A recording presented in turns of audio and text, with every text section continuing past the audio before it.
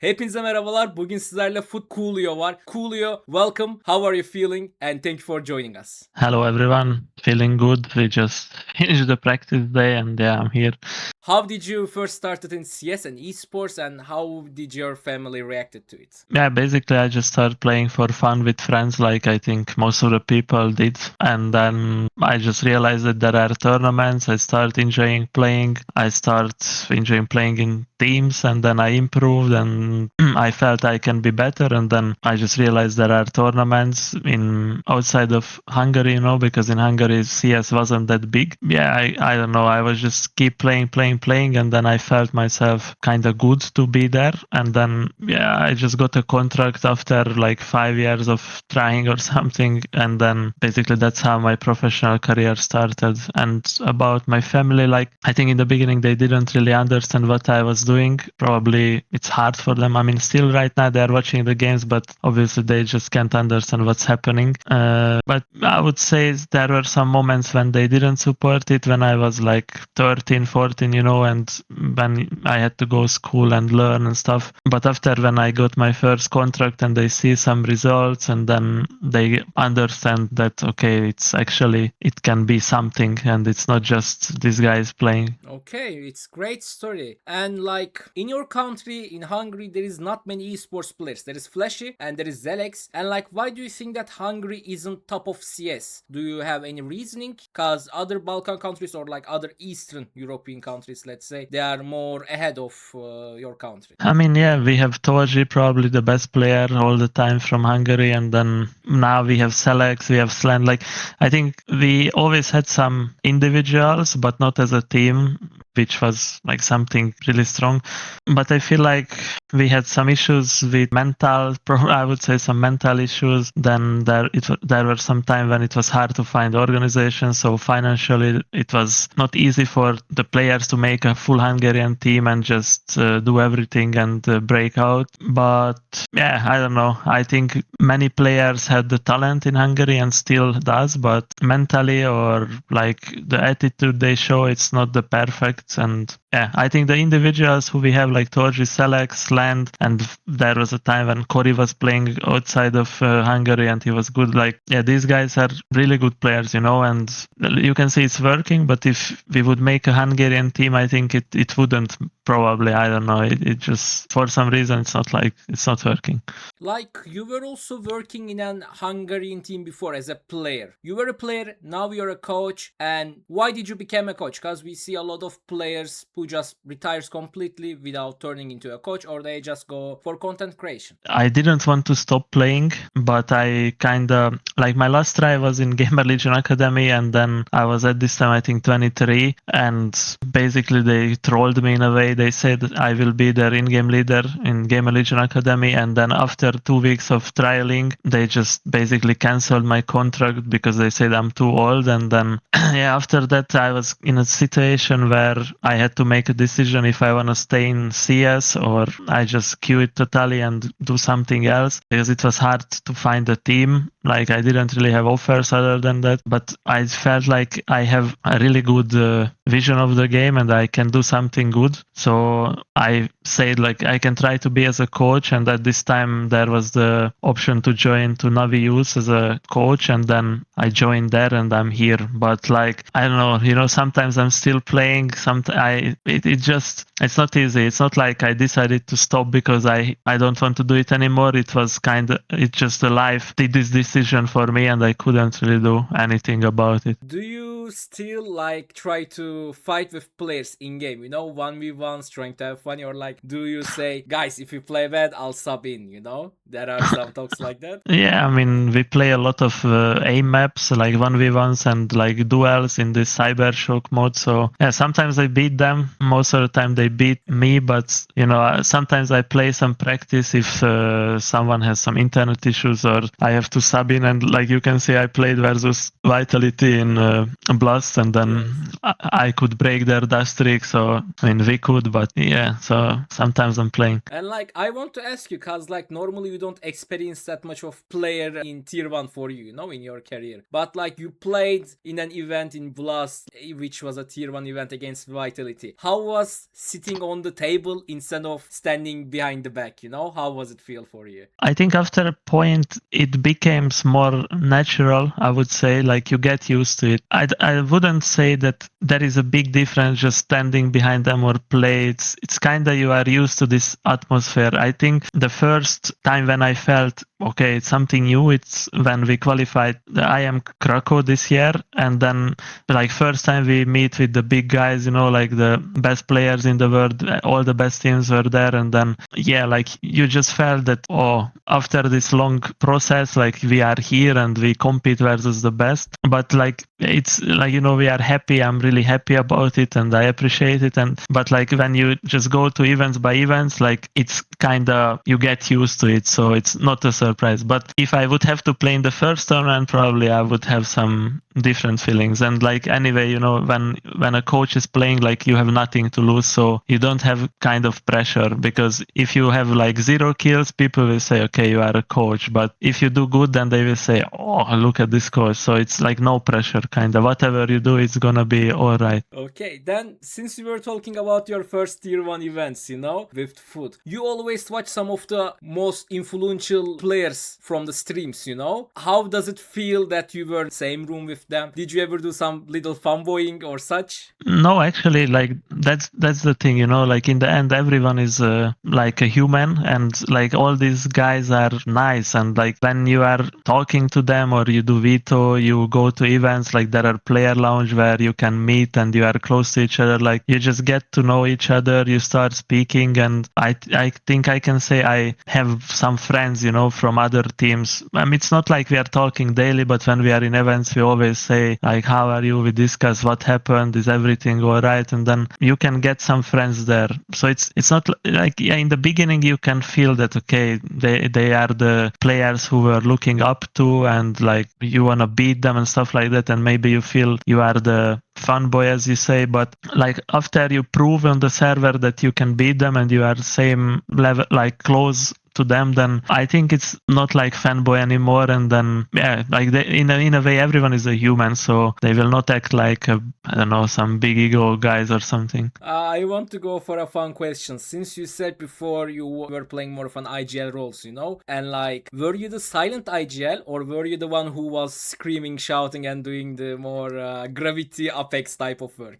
I think I'm more like emotional guy. When I was playing, like I wasn't screaming to opponents like Apex and Gravity does, but like when we were playing, like I was talking a lot, and if we did something wrong, I was definitely like blaming them, and I could lose my head sometimes. Okay, since you are a very young coach, one of the youngest in the tier 1 CS, has any downsides of it? Or do you feel like it's more of an advantage that you are younger? And what are some minus parts that you had as a coach since you were young? Yeah, probably the bad part is that I don't have that much experience as the other does. So like I'm really new to this tier 1 still. Like I attend, I don't know, probably like 7 events already or something in this year, but like the others have maybe more than 100. So, and like they are working in this scene, they understand different people. Like I have this academy, like this 4 player from the academy, and I work with Misuta, with Longs, and now with Xfl0ud. But when you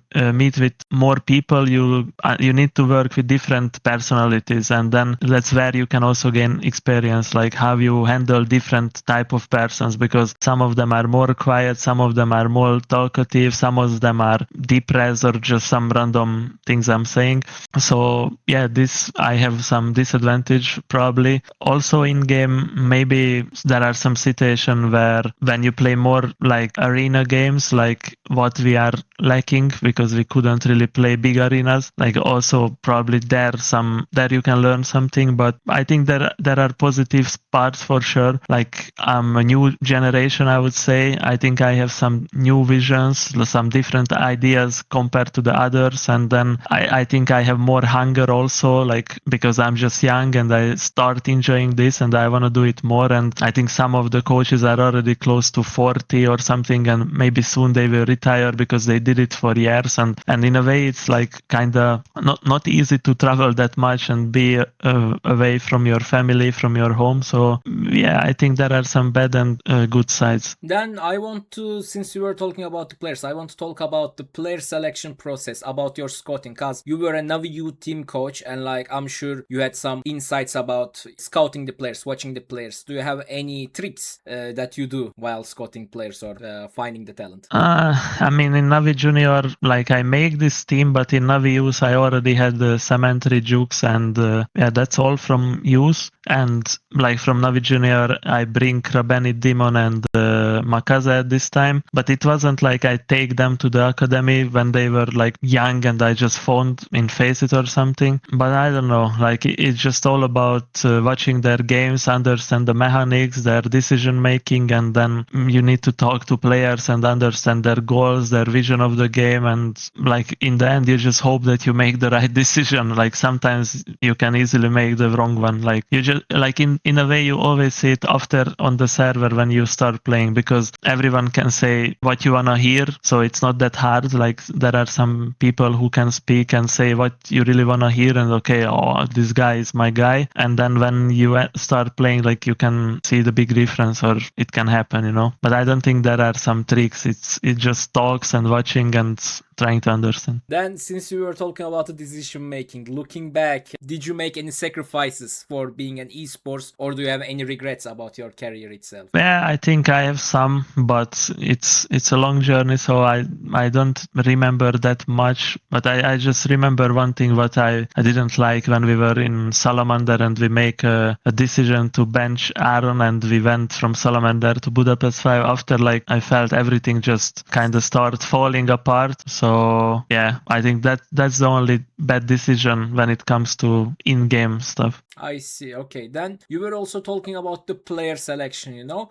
What is the one trait that esports players that should have for you? Yeah, I think the most important thing is to understand that he has the mechanics and the aim to play. And then after you talk, you just kind of understand, is he a hard worker person, if he wants to do everything to improve. And if you understand that he has ability to learn after the talks, then I think it's so important to have the firepower. And when you have the firepower and the learning ability, then you can just teach the player and guide him. And after the time, like, he will be much better player. Okay, I think we talk enough about you, your philosophy, and I want to talking about your time with FUT, joining the FUT. How did the transfer come together from Navi to FUT, and how is it for you? Yeah, like basically in Navi Junior we had a successful year, and then we end up, I don't remember exactly, but we were at some point like top 20 or something, but like average top 30, we were winning tournaments. And then like we just understand that we are not an academy anymore, like we can compete in better tournaments, and we just don't want to play always CCT and Galaxy Battle and stuff like that. And also Navi side understand this, and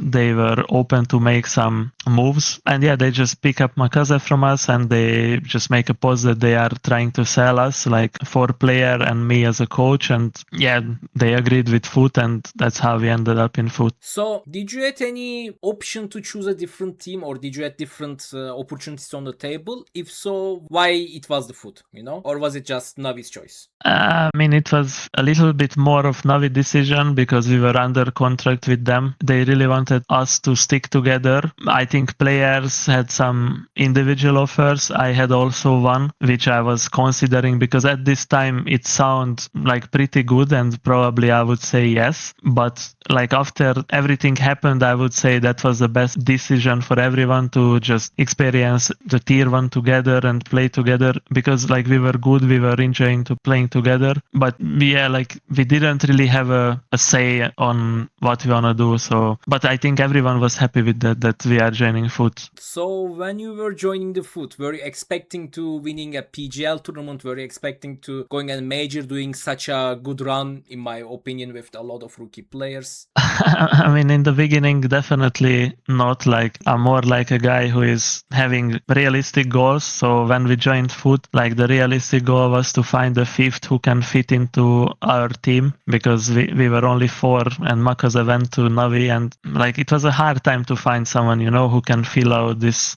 role. So yeah, but like, I mean, after when we start playing and when we were in PJ Bucharest, if you ask this question before the event, I would say yes, like it was on the goal and it was like an acceptable goal, or yeah, like we could reach this, and then we did it. Then how was your first days with FUT? How was the major journey on Cologne for you? And the major, like it was something special for sure, because like that was the dream for me to qualify there once, at least, it's like historical. And yeah, as I told you, like I didn't feel any pressure in the stage and I get used to it. But when we played the major, like I wake up in the first day, in match day, and I instantly feel some goosebumps and I felt, okay, it's major and we can do something. And I mean, we started in stage 2, we go 3-0, it was perfect. And on the stage 3, I would say we had some unlucky schedule, because we had to face Vitality, we had to face G2, and we could win. We won the first map in both games, and I would say it was just a small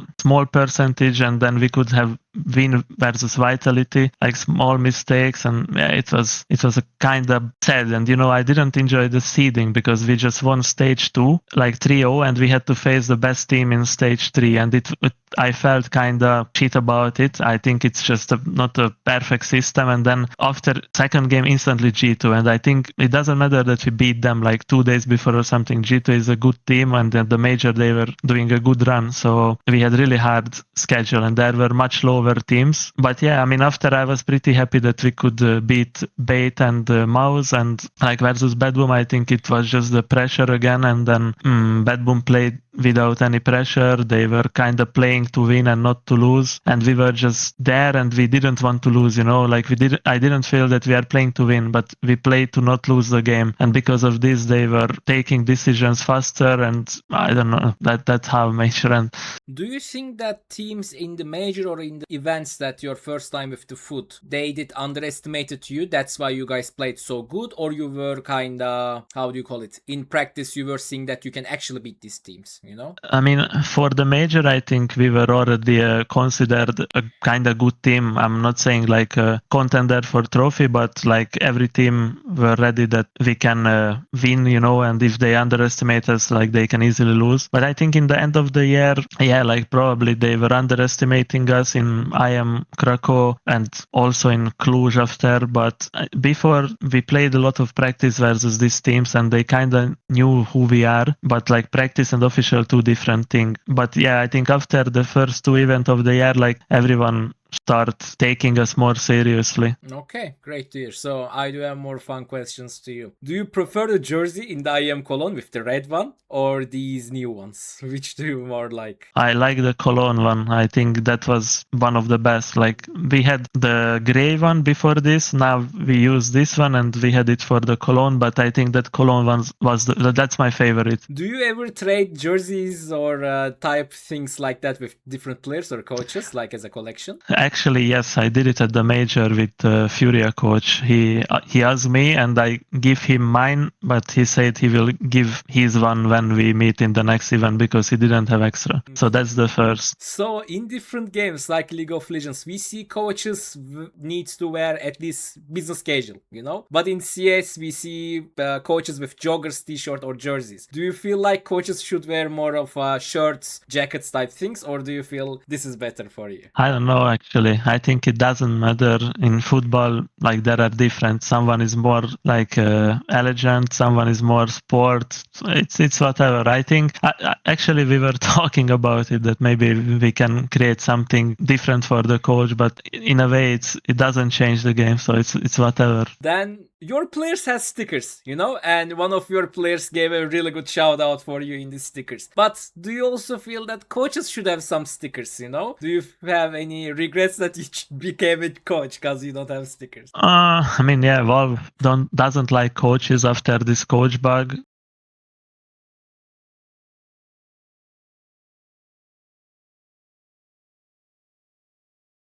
So it's more about like it's probably would be good for coaches to be in the game, because I think right now coaches has huge part of the team life, and like they did it together. I would also add to the manager even and the assistant coach somehow, because like they are also helping a lot and working with the team. So it would be nice, but I also understand this. And like if you think about like individual stickers, it's also like financial part. So like the players are getting paid after the sticker and the coach is not, but I think it's okay. Like that's how it started. I would say probably coaches deserve something too. I'm not saying maybe they need sticker, but I think somehow just a memory in the game would be nice for them too. Is there any game that you guys play outside of the CS? Because we see some teams has football balls, some teams plays poker even, you know? Do you have different events like that? Yeah, we bought a football ball, and then we are playing sometimes before matches. And when we were in America, we played a lot of board games to just play. And sometimes in player break, when like at summer or December or at winter, like we used to play some random games, you know, for fun, maybe PUBG or some totally random, maybe Minecraft, but not that much. But we are trying to sometimes spend time with having fun and forget about CS. I see. So you have Yasin in the team. Does anyone teach you some Turkish words that you can share with us? I have one of the best friends, Berkay, our cameraman, you know, like he's traveling with us. And I mean, I know some words like günaydın. He say this a lot, so günaydın, I know it. I mean, uruç pucuş or something, I heard it. And teşekkürler, I know it. And there are some, there are more, but I would say it's more bad words probably. But yeah, I know a few. Okay. I wasn't expecting the second one. I mean, I just hear it. I don't know exactly what does it mean. Do This you one. want me to teach you? I mean, they say it, but I can't remember. For me, Turkish, it's really hard. But you can tell me. Yeah, it's like meaning son of a bitch. Okay. That's why I was laughing. But everyone that I met, they only know bad words, you know? Evet, I mean, I know. yes and no. And görüşürüz. Amana koyayım is the most probably like. Yeah, that's full honesty. That doesn't have an global translation, you know? And actually, our word we use is the kanka, because like we name Berkay Kanka because like he said kanka, and we couldn't remember his name at the beginning, and we just start naming him Kanka, so he is our kanka. Yeah, fair enough. And like it's nice, you know? It's like his brother to you. So, working with Xfl0ud, how does it feel? Yeah, I mean, everything new. Like he just joined like 2 weeks ago. We had like and that's the third week of practice we do. A lot of new things for him. He needs to get better with understanding our system, to get used to the strats, get used to the players. I would say there are some good moments, there are some bad moments, but like right now, like even I'm full honest, I can't really say that much. Like we need to see it in events. Like we had the Blast Bounty, which wasn't ended up how we wanted. Like we beat Sinners on the first map, we played like terrible, and after on Ancient and Mirage, I think we were playing like super good. And after versus 3D Max, like we were playing with many mistakes. We couldn't find our individuals. We were making bad decisions. So like hard to judge right now how everything will go with him, you know. Like he's trying, he's a nice guy for sure, but time will decide that. Like we are just right now heavy practicing for EWC and like trying to do our best.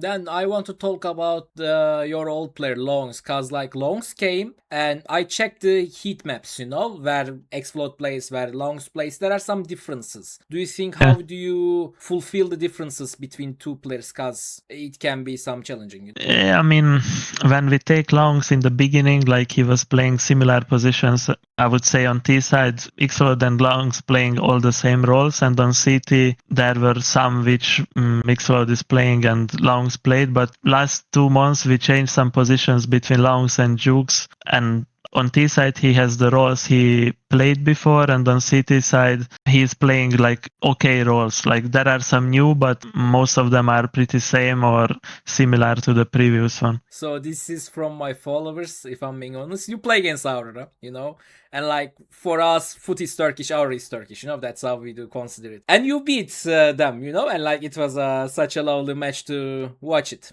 How did you beat them? What was the process of you in tactical, when you were facing our about map picks, about players? If you can any share some insight as a coach, we would like to listen. Oh, I mean, it was like Long time ago. really, really long time ago. It was in February, I think. So I can't really remember what was the veto system and how we approached this. But like, I just remember that previously we played a lot. We know that they like to play like heavy strat and everything is really set in their T side. And like you could find some gaps, some momentums where like if you don't let them do their executes and set rounds, then they kind of lost and they don't know what they should do. So as if I remember correctly, the game plan was on our city side to get some entry kills and always be in their face. So we shouldn't allow them to do their execution, because if we give them the space and we give them the rounds, what they want to do, then we're going to have hard time. So that was the plan. And about our T side, like what was the current game plan? I just can't remember. It was like a long time ago. Okay, thank you for the answer. It's really helpful. Cause like we always watch it, but we never know the insights of the teams. So yeah. And speaking about the insights, I hear the foot voice comes. Sometimes it can be little heated arguments. Do you feel that it is necessary and does it push the players in a better way? And like, how is your working relationship with Krabeni as an IGL and a coach? I would say if you listen it from an outsider, it can sound a bit crazy and maybe, oh, these guys are so tilted and frustrated and talking bad with each other. But I would say it's like we are working more than 3 years together, kind of with the 4 players and included me. We already have like a culture in the team. Like we know how we can speak, what we need to do. Like if someone is more emotional, we understand why, so we just don't take this kind of stuff personally, because in the end, everyone wants to win. And like if we need a wake up call, then we just do a wake up call. And like, again, it's different personalities. Like when it's official and we do something bad, Krabeni can be more emotional and he can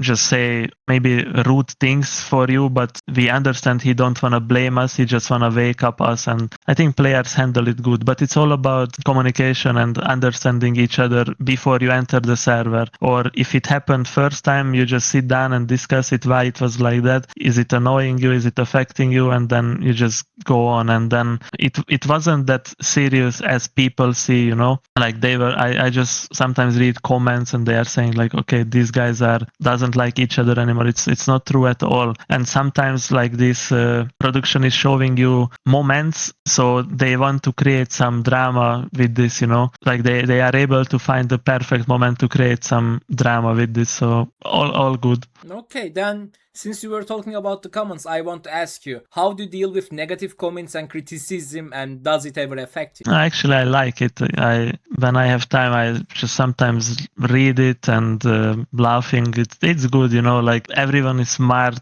when it comes to whatever sport in the world. Like it's just so funny when some random people are talking shit and they want you to die or even your family. It's like, I don't know, for me it's crazy and it shouldn't affect anyone. Like I think you just need to understand that if you do everything your best, you are fixing your mistakes and working, and in the end of the day you can say, okay, I did my best, and if it wasn't enough, then you just need to be better. But like these comments are not affecting me at all, and I think in the team we have like fun time. Like when we see that someone is blaming this, then we just send and laugh, and it's good.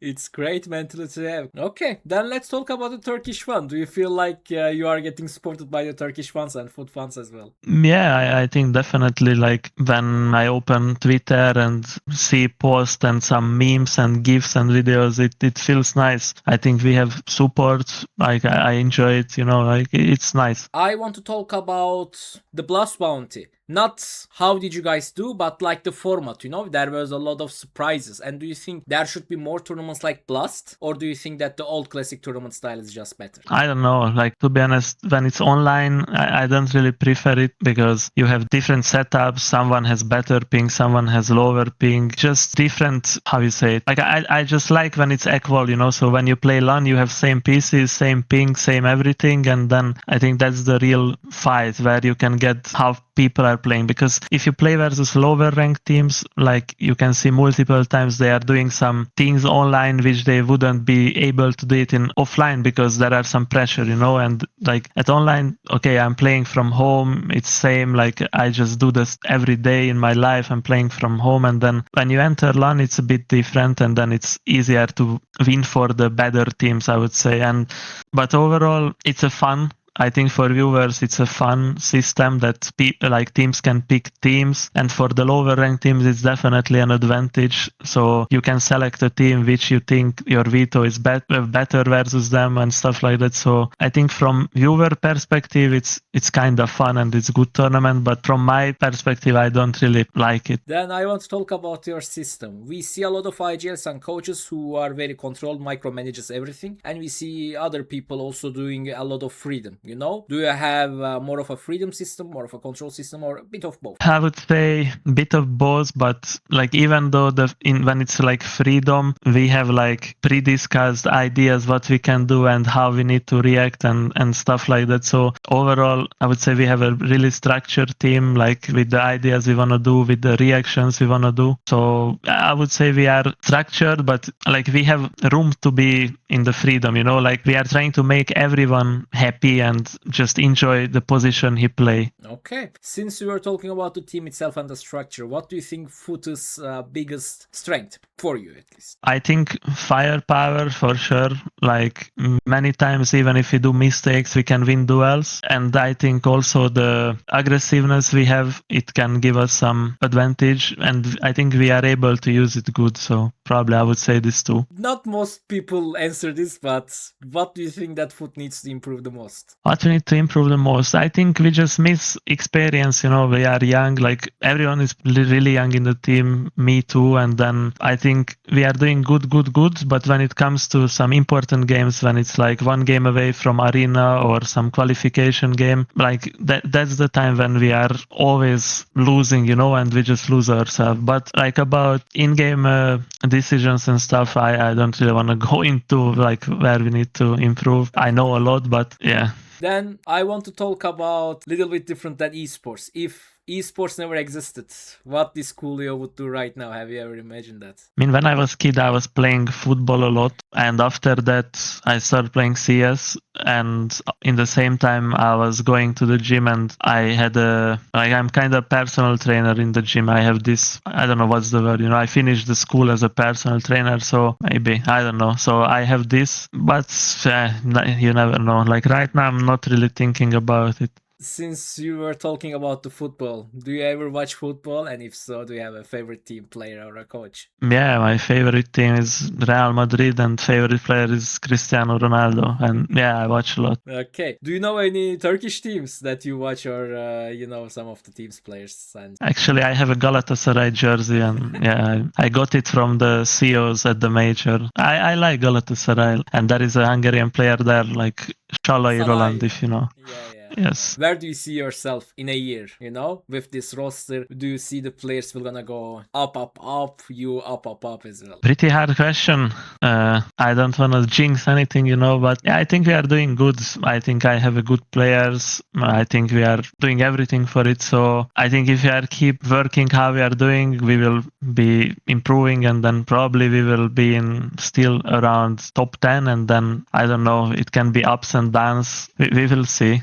But it's hard to guess. I just want to be in this tier 1 circle for sure, and if we keep that, we get the experience, and then I think for the future we can think about like being top 5, and then just step by step. Then, if you were stranded on a deserted island, which your FUT teammate that you would choose and why? Probably my assistant coach, because he is smart and doing a lot of things. Since you talk about your assistant coach, how do you do the workflow? Let's say you do pistol, he do mid rounds, or like he does more of analytics works, and like you do the overall. How does it work between two coaches? I mean, he is doing a lot of like analysis, kind of writing percentage, watching their favorite rounds, and like he's just kind of doing a overall analysis of the game. And then about pistols, it's me who is doing it. But like I don't really want to go into our full game plan, but like we have like work split, like obviously I'm watching also what we expect Kraben is watching also, and also the players are watching their individuals, like where in that position how they need to play and stuff like that, and then in the end we just make a full game plan. Then I want to ask you this because it's some question that I always ask as well. Is there any player or your even assistant coach give you the ridiculous idea? Let's do this. I'm sure it will gonna work. But in your head, it was the most weirdest idea that you ever heard. And did you try it? And did it ever work? Yes, we call it famous play in our team. Krabani has some magical ideas sometimes, and actually sometimes it works. So yeah, I would say it's Krabani coming up with crazy ideas. And as a coach, is your players or yourself just scrolling from TikTok or Instagram, seeing some different lineups and trying in game or even practices? I think it happened that we see some lineups from TikTok, not me, but players, and then we tried. But I think overall, like we have this skybox edge, everyone use this, and then basically you are really into the meta. Like if someone do something for next day, I think every team will know about it, and then Nartout here will also post a video, and you have all the new lineups. So it's hard to hide something new. Then is there any content creator that you watch? It doesn't need to be specifically for CS as well. Maybe I show speed sometimes. Fair enough. If you could steal one ability from another coach or a professional player, what would you be? Probably don't aim, and then I would be the best player in the world. And you have the game sense, of course, as a coach. Yes. Do you think in some situations that the 30-second pause isn't enough, and if you had 45 seconds or even a minute, you would win the game better or explain yourself better during pauses? For sure. And this is something I had to learn, because when you practice, you can take pause and talk a lot. But when you start playing official and you have many ideas, like I cannot speak during the games and my brain is full of ideas and I see something and like I have some ideas which I want to share for the future, and there are some things which I want to say to fix from the past, and you need to always think before you make a pause that what's the important, like what is important, and then I just say. But most of the time when it's pause, I like to use it and I just talk, because that's the only time I can talk. And when it's freeze time, they can discuss what I said or something.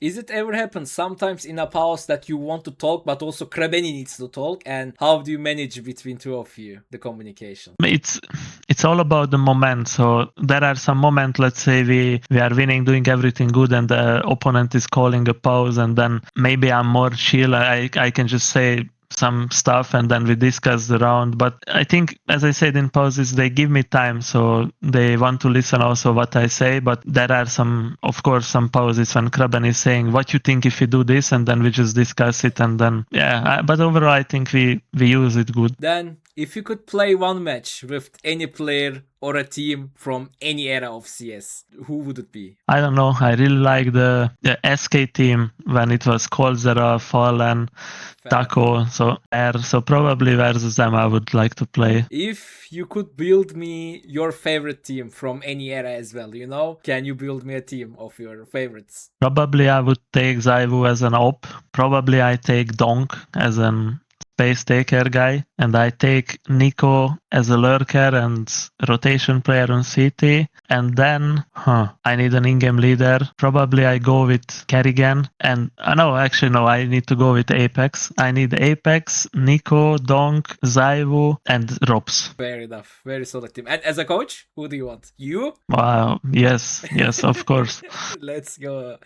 Then, since Makeza was your player pick, when you were in Navi, when you see that he got picked for the main team, do you feel like, that's my brother, that's the guy that I worked with a long time? Did you feel like a teacher? Did you feel like a father even, How was that feeling to see your player shining on tier 1? Yeah, it was good and bad. I was happy for him because I knew he deserved this and he will do good, and I think he's proving it. But in the same time, I felt so bad because if we could keep him and we have this roster, I would like to see what we would be able to do together, because in the academy we reach our top, we couldn't do better than this, and then it would be nice to see where we can end up with this 5 and me as a coach.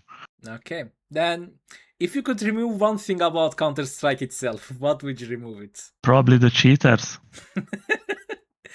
Do you play like, besides Face, do you play like Premier or any CS2 game modes? No, actually, I'm not playing Face It also. Like what I do right now, since I'm a coach, I'm playing Game Up and Duels, and sometimes I play Deathmatch. I don't know, I just enjoy playing Deathmatch. So, but it's really rare because I don't have much time, but sometimes I just play like 10 minutes or 20 for fun. And then when you were a kid, maybe when you were playing 1.6 CSGO, is there any game mode that you like Zombie Escape, Jailbreak, Death Run type of thing? I like everything when I was kid. I like paintball, I like Death Run, this jail thing. It's like, yeah, I like all the mods and just to have fun. And maybe sometimes I play Casey actually, but my movement is bad, so I give up early. Then, if you could use one strategy for an entire tournament, what would it be? Do you have any specific lineups or maps, you know? Like, let's say I would play Dust 2 for the whole tournament and I will be fine with that type things. Yeah, it would be good to play Ancient always. Do you have any fun stories with the FUT team? Fun stories? Yeah, anything that you can share, anything that is safe for work, you know? Like you mean funny story with FUT? Yeah, like with any of your players, you know? Maybe one thing I can share, and it's gonna be funny for everyone, and I don't know if we ever talked about this. Like when we went first time to boot camp, the lineup in FUT, like when we went to do the announcement and everything, it was our first time, and Cemetery was traveling by train from Poland to Berlin, and at the, how you say that, when you cross the border, the police took him and they put the handcuff on him and put him into the jail because he was missing some paper. So I think this is like a funny story, and we used to joke with this. That would be funny, especially if he has a mugshot or something, you know? That would go And in WhatsApp group like, of the team. he didn't do anything wrong, and they just put him into the jail with handcuff, and then after they release him. So It was just funny, you know. He was saying like, I'm Pablo Escobar or what? Why I didn't do anything wrong. I was just missing a paper, and But it was so funny when I heard he's in the jail. is there any esports events that you couldn't forget, or you just love the city of the event? Probably Bucharest will be one of the favorite because that's the biggest event where we won. But I don't know. I really like traveling around. So for me, all the cities, all the countries have something good which I always remember. So I don't know. This is my life. I really enjoy watching cities, countries, and just travel around. Is there any place that you would like to travel as a dream vacation spot or dream destination? Yeah, it's Bora Bora. So is there any player that you think that you can beat most of the 1v1s when you play against? I don't know. We used to joke in this with the team that I can beat everyone in aim map. So I don't know. I'm aim map god. So when we started the interview first, I saw a Louis V bag in the behind, you know, a shopping bag. So Yes. there anything that you buy with your first salary or your first tournament prize that was let's say a stupid buy, you know? Yes, this bag on the behind me, it's like after we won the Bucharest, I bought sunglasses. So that's what you can see. I promised, like, if we win this tournament, I buy it, and then we actually won it. So I had to buy it. But at least you took your own promise, you know? Yeah, and it's good. I can remember all the time that I bought it because we won the tournament. So it's just for memory. Then can you teach me a word in Hungarian or a sentences? I mean, you should for sure learn Buzzmag. Bazmag. It means Buzzmag. You should learn this. Say again. Bazmag.